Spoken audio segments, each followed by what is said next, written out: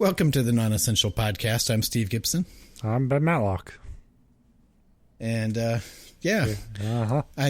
think we burned through all of our, what little energy that we have on Thursdays prior to starting the recording.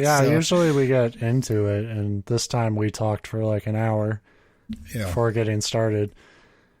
But that's fucking fine. Who cares? I don't have anything interesting to say. That's why we're going to read some shit. Read stuff, yeah. That's what we do. We talk about things, just various not important things, hence the name, Non-Essential Podcast. That's very important, actually. It's ironic. Internet, irony, very big on the internet right now, I hear. It's good for our brand. Now, like we were talking off air, it's been a fucking week of madness for me at work and shit, so we're going down the creepypasta well. I know, it's great. I know you love me for it. But today I wanted to kind of do some of these smaller stories I find on there, because it's actually kind of tough to find that perfect length creepypasta. Yeah, I've noticed that. There's some, but there's a lot that are like anthologies almost, and then there's some that are like a paragraph or two, like, right. I woke up and my head was a snake. Ha ha ha. Yeah. Which, I hope that you've got better than that, but... No, actually. Like, I'm kind of looking over this first one. I'm like, did you find the author to this one? Because it's like the similar level. But no, these are some that are a little bit smaller. I don't know. I grabbed like 3 of them. I don't know if we'll get through all of them because we tend to ramble. That's what, that's our expertise. That's the magic of the show, yeah. So we'll just go until we're out of time, until we hit our time. Till we hit our time, kill our time. So this first one's called Roof Painting. Oh God, that's already terrifying to me, but... As a very pale guy, being on any roof is a frightening Just any prospect. kind of home improvement project. It's like, no, not again. I need my weekend. So it didn't give me an author for this one, but it'll be linked in the show description as usual. All of these will be. All right. A few years ago, I received a strange series of emails from the email address aluga2@gmail.com. So the whole reason I picked this one is because Aluga I kept reading as Awooga. Yeah, I almost said that. Plus, putting an email address in your story is pretty brave, so I urge all listeners to try to email that address and see what happens. Awooga2 would be a great, like, porn-dedicated email address. I don't know why they got sent to me, but here they are. It's just really creepy. I've blocked out my email address for reasons that don't need to be explained. I was up late checking emails. I'm an insomniac. When I refreshed and saw this message. So I like that he's just like, I'm an insomniac. Like, it doesn't say how late he was up or anything. And he's like the world's most boring insomniac. He's like, I can't sleep. I'm going to keep refreshing my emails and see if anything pops through. Yeah. Actually, I guess it does. So the way the story is structured is like a chain of messages. So It does say 3:48 a.m. from Aluga2. I'm not just bad. I'm the worst. You'll never see me coming. I'm the one you don't think I am. I'm a painter of roofs. And then he says, like, I thought it was pretty normal. I didn't know the email address, though. Then another email came. From Aluga2. Am I free? No. I've got mouths to feed. I'm speaking in riddles. I'm the big bad. I get to do that. It makes me more scary, like black paint. So I like that he's reading these emails. I've got one rule of emails is to not read emails from people I don't know. Like, you wouldn't read from Aluga2? Awooga2? Well, maybe that one the first time, because like you said, I'd misread it as Awooga2 and be like, ooh, there's got to be some. Oh no, it's just. I like that. I like the idea of some evil being being like, haha, I'm speaking in riddles. I get to do it because that makes me more evil. I'm blowing your mind right now. At this point, I wasn't too worried. I assured myself I was being messaged by accident. It had happened before. It took a couple minutes for him to get back to me. From Aluga 2, 357. It just says, paint. 4:33 a.m. I mock you when you're away. Now I was getting pretty annoyed. I like that he's like, motherfucker, you're mocking me? I would just be like, well, crap, man, this could be any one of the people I know now. I didn't care until Aluga 2 was talking mess. Now I was getting pretty annoyed, but still I didn't do anything. I thought he was done when he didn't message me for several more hours, but 8:11 a.m. Coffee. Black. Black coffee. I think he's just sending him song lyrics. Like, not great ones, but just like he's just jamming. But he follows that up immediately with, accumulate the wealth, reap the sow, take what you earned, I'm always here, salt a wound, paint a roof, do the world a favor.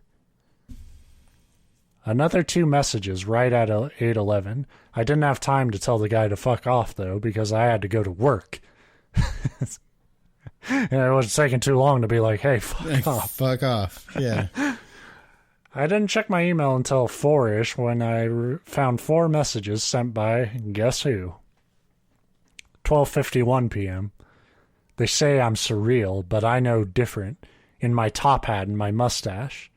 I'm straight out of a Dudley Do-Good cartoon. I'll paint your roof. This sounds like a shitty wrestler. Dwayne Johnson, can you smell what the Rock is cooking? He's like, yes, and I will paint your roof. I'm about to twiddle paint my your mustache. Roof. 3:21. I want to paint your roof. 3:52. I think I'll go paint the roof today. I'll paint it black just like your face, Maria. Your face is black. Face, black. It's a pun. It's somebody's kid that just got a hold of their phone and like autocomplete is just sending. It's just whatever the fucking thought. Yeah. Now at this point, you can imagine I was getting pretty pissed at this guy for spamming me with this crap. So I replied back with this message. It was clear, concise, to the point. 4:20 p.m. Quit spamming me, you little shit. It was concise, like well written, flawless. Block button, right? Like, wouldn't you just... Again, he's putting way more thought into random emails than I ever would. Like, well, I guess this is a girl named Maria, but yeah. Well, fine. She's putting way more, yeah. Then he replied back with this in literally a few seconds. A few fucking seconds. From at 4:20... Hard day at work? I thought you liked me. I'll even paint your roof for you. Now that was weird, but then I realized it must have been one of my coworkers. They were always pulling dumb crap like this. I decided the solution was block the bastard, and that settled it. Nobody ever confessed to having that email at work, and it never bothered me. Until about a week ago when I was checking my email around 3 at night. I got a message with an attachment. 3:48. Aluga 2. By the way, I painted your roof. The attachment was a picture of my house. It had a black roof. A black fucking painted roof. I looked outside and even saw paint dripping from it onto the pavement. Then came one last message. 3:48. You should see the look on your face. Here, I took a picture to capture the moment. This message had a picture on it. It was a picture of me looking out the window. The very window I was looking out of 3 fucking seconds earlier. I didn't hear a camera flash or anything. I just fucking bolted. I ran. I got in my car and I drove to the nearest motel and I called the cops. I told them everything. Wouldn't you just drive to the police station? No, you go to the motel. You meet the cops at the motel. Do you check in first? Like, quick, I need a room so I can call the cops. I'm in a Motel 6 parking lot. Send your best men, quick. I told them everything, that there was some freak painter, and he painted my roof, and that he was stalking me or something. And he was gone. I was safe, and he was gone. And I was there at that motel for 3 days, until one night I was trying to get to sleep, I heard a whisper in my ear. Hey, this motel's roof could use a repainting. Dun, dun, dun. The end. Like, this just sounds like some guy that's really socially awkward and he's trying to advertise his painting business. And just, yeah. Aluga black roofs. We only do one type of roof, black roofs. I mean, I guess I'd be pretty pissed if somebody painted my roof because I've got a, regular shingle roof and you don't paint those. So then I'd have to, like... Order now and we'll give you a free jar of black paint drippings. The horrifying part was he was so sloppy it was dripping onto my sidewalk in flowers. Hi, I'm Bill Aluga, and the Aluga family has been painting roofs black against people's will since as long as my family's been in the States. Price is so low you'll think I'm crazy, plus the emails will help. Roof's so black, why it's no wonder I'm number one at the painting roofs black business. That's interesting because it's just so freaking random.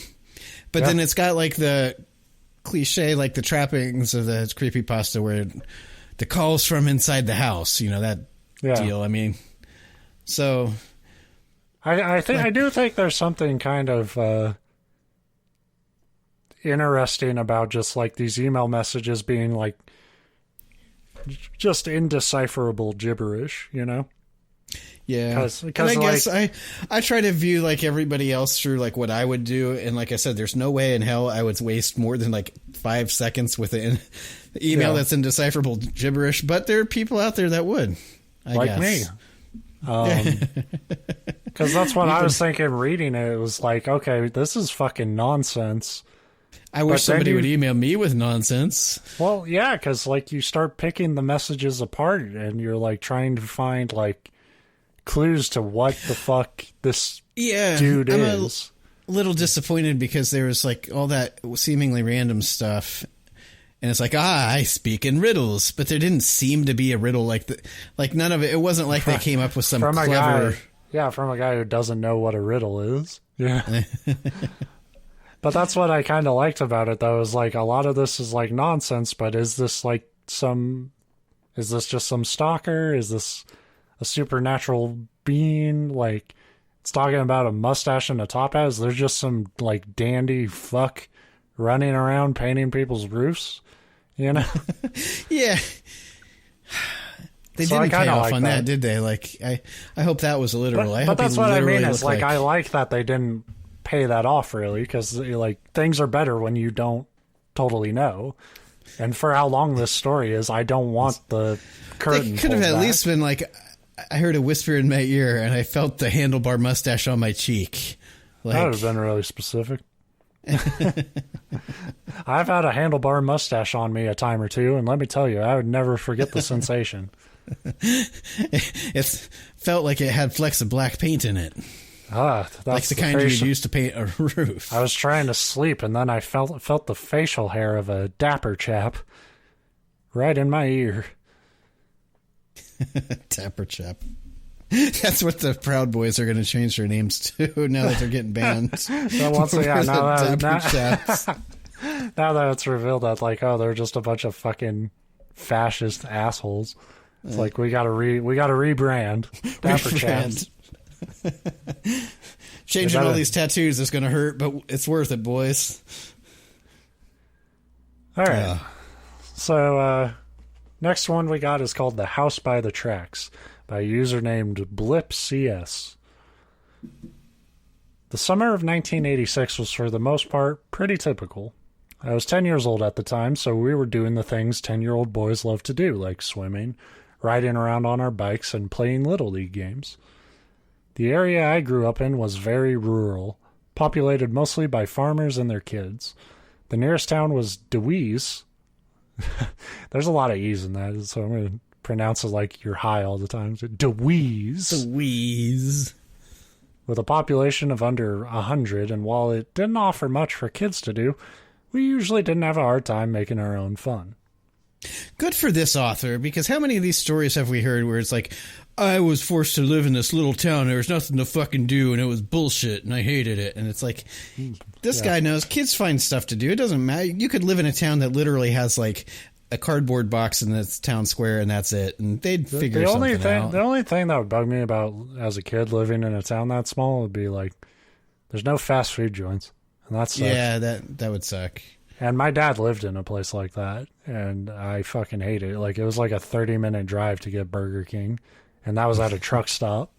And so not even good Burger King, it's truck stop Burger King. But you would eat it like you've never eaten in your life, because this town just had like a local pizza joint that was terrible. Did people is that where they took their dates for prom?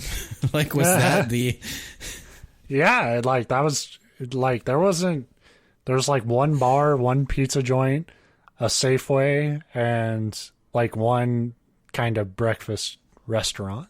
Yeah. You know, it was a mining town, so they didn't have shit. And actually there probably wouldn't be that much to do there because it was in the middle of the desert. This sounds a lot better. I'd rather hang out in DeWeese. I was just thinking, like, as a kid, I would have hated what you're describing, but like as an adult, it's kind of like, that sounds nice. There's just nothing there to annoy me. That's not true. Yeah. You're in the middle of the desert. Trust me. The only people out there are there to annoy. Yeah, and people don't leave you alone in those kind of places because there's nothing else to do, so they want to be like all neighborly and stuff. It's like, no, like. Not really that. Where my dad lived was like the one apartment complex there. And neighbors kept to themselves, but they fought all the time. Like, we lived next to this couple that would just smash plates against the wall. And I was like, guys, you're in the middle of nowhere. You got to stick together. Like, at least get out. Ironic thing is what they were fighting over was their plate budget. It's like, we spend too much money on plates, damn it. Well, now we need to buy more, asshole. You know? Like, they're both throwing them, but like... Yeah, it's... Anyway. It's called... Mom and Dad are just having a snowball fight with cutlery. Nothing funnier than domestic violence. One Friday, me and my friends Kevin, Mike, and Scott decided to walk the train tracks that went out of town. Already familiar with what was down the tracks to the east, we decided to explore the western stretch. The tracks leading west out of town were far more raw, as they cut through a tree-lined valley that extended for miles, with the trees forming a canopy that made it feel more like a tunnel than a path.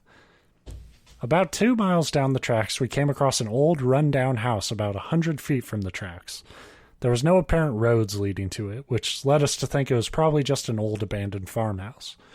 The house was badly in need of maintenance, with flaking paint and broken boards on the porch. However, there was a strong feeling that someone still lived there and was probably not at home when we stumbled across it. We entered the house, and it was as run down on the inside as it was the outside. The furniture was very old, with rips and scratches. The air had the faint smell of smoke, not like cigarettes or cigars, but more like a fireplace, though I didn't see a fireplace or a fire-burning stove inside. The wallpaper was faded and peeling away from the plaster walls. Lots of knickknacks were on display on shelves and curio cabinets. Being the mischievous boys that we were, Scott grabbed a vase from a shelf and smashed it on the floor. Oh, mischievous. You know, I want to give him shit, but when I was really little, I just threw a brick through somebody's window because I thought it was fun. I didn't think I would get in trouble. I didn't see how that could be a bad thing. That's a true story. I didn't doubt it for a second.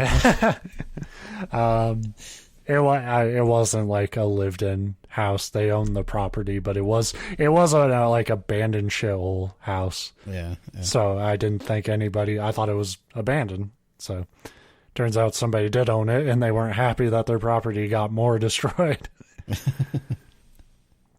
Being the mischievous boys that we were, Scott grabbed a vase from a shelf and smashed it on the floor.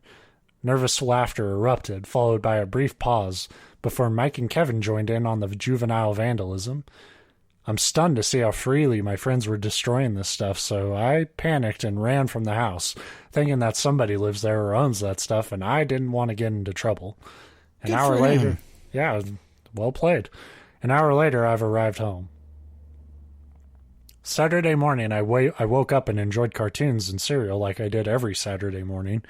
However, I couldn't shake the guilt of what my friends did to that house. After lunch, I reluctantly made my way back to the house and knocked on the door. A few moments passed before I saw an old woman come to the door. "Hello there, young man. Can I help you?" I reply, "Yes, ma'am. Me and my friends were here last night, and they broke some of your things. I wanted to apologize." The old woman replied, "Yes, I know. I caught the other 3 boys in the act. Anyway, it's really not that important. It shows a lot of character that you came back to apologize. My name is Maggie. Would you like to come in and visit for a few minutes?" She's going to feed his friends to him, isn't she? Probably. I agreed and entered the house. Like, the kid was so smart, running out of the fucking fucked up house the first time. But you're not smart enough to be like, oh, I shouldn't fucking go in there. From what I could tell, the house had been cleaned up following our rampage. I even noticed the vase that Scott smashed sitting back where I had seen it the night before. She must have had another one stashed away somewhere. We sat in the living room and she asked me typical questions like my name, my interests, etc. A few minutes of banal pleasantries passed before she paused and said, "Now where are my manners? Would you like some milk and cookies?" Naturally, I took her up on the offer. Yeah, what the fuck? Is this kid from like 1950? Not taking any. Golly gee, cookies? Golly gee, free food? All my instincts of self-preservation go away at the prospect of sugar. Although that's, again, he's capturing children quite well. I guess. I don't know. I would have been afraid of her at that age. Clearly, I broke a window and I ran. Yeah, I don't see either of us walking back on our own volition to apologize. Yeah, fuck you. I've never been to that house. I would never go up to the Western Tracks. East Side. As she left to go to the kitchen, I realized that I had completely forgotten about my baseball game later that afternoon. Yeah, sorry guys, I missed the game. I got so caught up in shoving cookies down my fucking face. Bolting from the chair, I tell the woman, "I'm sorry, but I forgot I have a baseball game this afternoon and I'm going to be late. I'll come back another day." Before she can protest, I'm already out the door and heading back home. Again, I found myself running away from the house for the second time in a few days. I made it home just in time to leave for the baseball game, but we had to forfeit since my friends didn't show up. They must have been grounded after getting caught by Maggie, and she tattled to their parents about the vandalism. I find it disturbing in a small town where obviously these kids are missing, but nobody has, like, asks their friend, like, "Hey, have you seen our missing children?" They're just like, well, I guess these ones are gone. We'll have to make a couple new ones. Oh, they must have met Maggie. After spending more time thinking about how I left the day before, I started to feel guilty. This kid really needs to get a harder edge. Yeah. It's like, hey, my friends did something fucked up. I'm going to go apologize. Oh, the guilt. It's tormenting me. I can't watch cartoons and eat cereal like this on my soul. And this time, I rejected your cookies. Oh, the pain. After spending more time thinking about how I left the day before, I started to feel guilty for leaving the old woman so abruptly, so I decided to unburden myself to my dad. That's a terrible sentence. You really, like, we talk about when we do these stories, we're not making fun of the writers, and we rarely actually, like, criticize the writing too much. Yeah. But that sentence should have been rethought. There was that, and then that one's just, there's a lot of reasons. But back when he first, like, went to her house, and I forget now, he used a word in the writing that, I'll say something like behooved, and it wasn't that, but it was something like that, where the problem is right now he's writing from the perspective of a child, and most of it, you don't have to write, like, you don't have to be like sody pop, mister, but like it talk very about much banal stands, pleasantries and then that was like I want milk it. and cookies, Well, right, it's jarring to use a word like banal when you're writing from the perspective of a child that's like this, and then the unburden myself, that kind of same deal, but kind of in a more unfortunate, funny. Do your dad a favor and never unburden yourself upon him. You'll Not both even when he's have in the a same better, room or the next room. You'll both have a better relationship. Right. I explained what we had done and how I had gone back to apologize. My dad looks at me with an unconvincing smirk. Sure you did. You were in Crazy Maggie's house, except that was about 40 years ago. An angry mob barricaded her in that house, then burned it to the ground after the bodies of 7 missing children were found buried on her property. Again, we talked about this last week with a real serial killer, but if you let her get 7 kids in a small town before you figured it out, right? Like, that's on you, town. It's like, sorry. Yeah. My eyes open wide in a combination of terror and disbelief. So he does something kind of fucked up here, where he's like, this is another kind of knock on the writing, after saying we don't do it much. But this is kind of a jarring thing and something, I know I've done it too, but you're going from like a past tense recollection story to a present narration. Oh, I'm horrible about that. And perspective. I tend to drift between like first and third person perspective. Like, yeah. And you can do that. You can do both things, but you have to do it with purpose and intention. And that's not how I do it. It's bad writing and whatever. But okay. I mean, we're talking like literally just a paragraph. Like nothing has changed about how this story is framed. So, right. But now it's like happening now, and that's something that, like I said, I know I've done it, but it is jarring to the reader. So, my eyes open wide in a combination of terror and disbelief. Perhaps my dad is just messing with me, but I still pled with him for. So that's in one sentence. Like, Dad is just messing with me. But then I pled instead of plead with him for about 20 minutes that I was telling the truth. Frustrated with my tenacity, Dad said, "You can still see the graves where each body was discovered. Let's go. I'll show you." This is a pretty cool dad, though. Yeah. Come on. I'll show you some dead kids. Yeah. And this is where they murdered the old woman without a trial. Reluctantly, I agree, and we arrive at the house roughly an hour later. To my surprise, it's exactly as my dad said. The house was no longer there. Only the foundation and the burned and rotted frame remained. Did I imagine the whole thing? My dad told me about the history of the house and the tragic story of the grisly murders. He beckons me back behind the house to the point where the bodies were discovered. We round the corner, and he spends a few moments to inspect the area more closely. "That's odd," my dad said. "I thought there were only 7 murders, but I count 10 graves here." Dun, dun, dun. I like that they kept him buried there. I was going to say that. I was just making sure that was the end of the story. But the town people obviously cared about their children enough to murder the murderer, but not enough to go bury their kids somewhere. Yeah, take them up and give them a proper burial. Well, look, murdering her was just nailing the door shut and setting the house on fire. If we start relocating the body, there's shovels involved, and bodies are gross, and they're Promise me if I'm ever murdered, you'll let my murderer keep me. Yeah. Put a little headstone. So if you're found in somebody's basement, I want my name carved in one of the cinder blocks in the wall, so everybody knows there's a body down there. But don't move it.